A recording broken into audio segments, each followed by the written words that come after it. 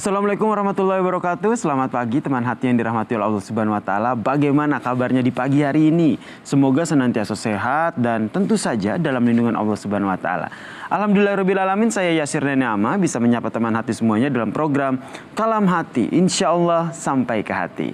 Seperti biasa saya tidak sendiri. Kali ini saya ditemani oleh Ustadz Dr. Agus Ramadi. Assalamualaikum warahmatullahi wabarakatuh, Dok. Waalaikumsalam warahmatullahi wabarakatuh. Gimana Kak Yasir? Alhamdulillah sehat. Dokter gimana? Sehat? Alhamdulillah. Alhamdulillah, baik. Lama nggak jumpa ya kita ya? Buat ngobrol terus kita oh, ya. gitu ya.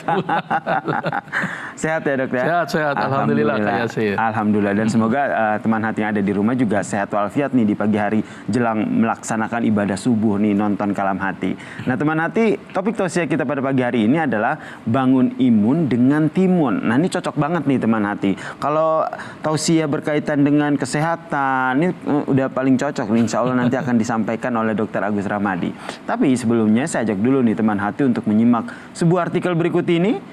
Mentimun sayuran yang tertulis dalam Al-Quran. Begini 5 khasiatnya untuk tubuh. Mentimun yang terdapat dalam surat Al-Baqarah ayat 61 memiliki berbagai khasiat. Antara lain, menjaga tubuh tetap terhidrasi karena kandungan elektrolit dan air di dalam ketimunnya. Mentimun yang tidak dikupas mengandung serat yang dapat melindungi tubuh dari kanker kolorektal. Kemudian kukurbitain dalam timun ini teman hati dapat membantu mengelola pelepasan insulin dan juga metabolisme glikogen hati. Memiliki zat antiinflamasi untuk mengatasi peradangan dan juga kandungan kalsiumnya ini serta vitamin K yang juga membantu dalam menjaga kesehatan tulang. Banyak banget ya Dok ya? Iya. Khasiat dari mentimun ini, dan kalau kita lihat kan tidak semua makanan, tidak semua sayur-sayuran atau buah-buahan itu tertulis dalam Al-Quran. Ini mentimun ini sepertinya spesial ya? Gimana Dok? Baik, bismillahirrahmanirrahim. Assalamualaikum warahmatullahi wabarakatuh. Waalaikumsalam warahmatullahi wabarakatuh. Jadi tadi bagus itu artikelnya ya. Disebutkan dalam surat Al-Baqarah ya, ayat 61. Ya, jadi ayat ini menceritakan tentang kaumnya Nabi Musa yang meminta makanan lain karena dia bosan dengan satu makanan. Dia minta, tolong Musa minta kepada Allah, tumbuhkan makanan-makanan yang lain. Salah satunya sayur mayur disebutkan di dalam Al-Baqarah tadi. Kemudian timun, wakitha iha, itu kata-kata timun di sana. Terus kemudian bawang merah, bawang putih dan adas. Jadi hal ini menunjukkan bahwa ternyata memang timun itu juga disebutkan di dalam Al-Quran. Ternyata dari sisi ilmiah timun ini begitu banyak kandungannya. Ada sesuatu yang menarik dari timun ini. Timun ini rasanya plain, enak sebenarnya ya kan. Seger ya? Seger banget. Kandungan utamanya air sebenarnya. Hampir 90% timun itu kandungannya air. Cukup banyak kandungan airnya. Maka itu karena kandungan airnya tinggi, maka dia bisa menghidrasi. Apalagi kalau dikonsumsi ketika bulan Ramadan atau bulan puasa. Itu keren sekali itu timun. Maka itu bulan Ramadan itu kan banyak orang yang jual timun. Betul. Ya. Timun suri plus timun biasa. Ya. Karena ternyata dia bisa menghidrasi. Selain itu juga tadi timun benar mengandung serat. Seratnya cukup bagus ini. Jadi bisa mengobati kasus sembelit, mencegah penyakit kanker. Bahkan serat itu juga ternyata mampu menghambat penyerapan glukosa. Jadi bagus juga nih untuk orang-orang yang diabetes.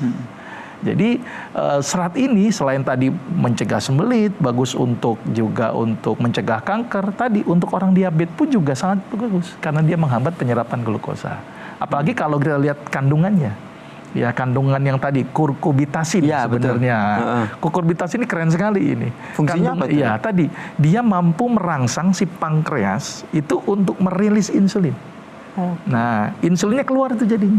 Nah, kalau insulin keluar, maka gula yang ada di dalam darah akan dimasukkan ke dalam sel. Untuk apa? Untuk metabolisme si sel itu sendiri. Selain itu juga bisa disimpan dalam bentuk glikogen, baik itu di hati, otot, dan lemak.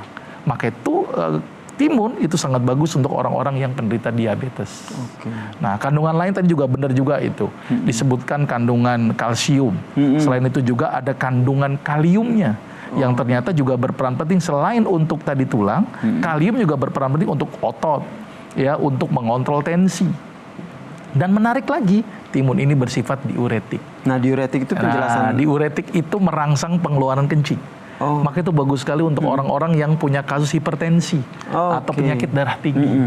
Dengan kalium yang tinggi, dengan sifat yang diuretik tadi membuang cairan, maka tensi akan lebih terkontrol. Diuretik itu membantu membuang cairan dalam tubuh ya? Betul, maka itu bagus untuk orang hipertensi. Malah beberapa pasien saya kadang-kadang saya suruh tambahannya makan timun tadi. Oh ya? Iya, tujuannya biar tadi membantu Masya mengontrol Allah. tensi.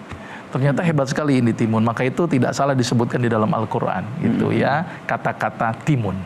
Disebutkan dalam Al-Quran ya kata-kata timun itu. Ya. Kemudian tadi dari semua manfaat itu, mana yang mendominasi? Atau semuanya memiliki kandungan yang sama di dalam timun? Iya, secara umum timun ini tadi komponen-komponennya tadi lengkap.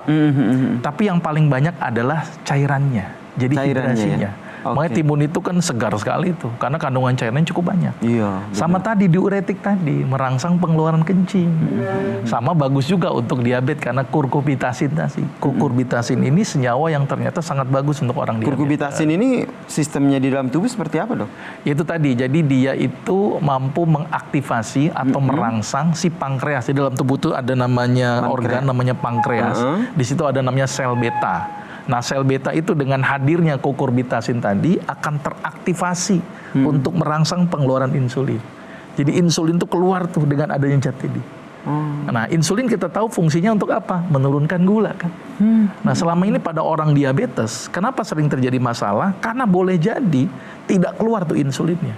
Atau kualitas insulin yang buruk. Atau boleh jadi reseptornya yang tidak bagus.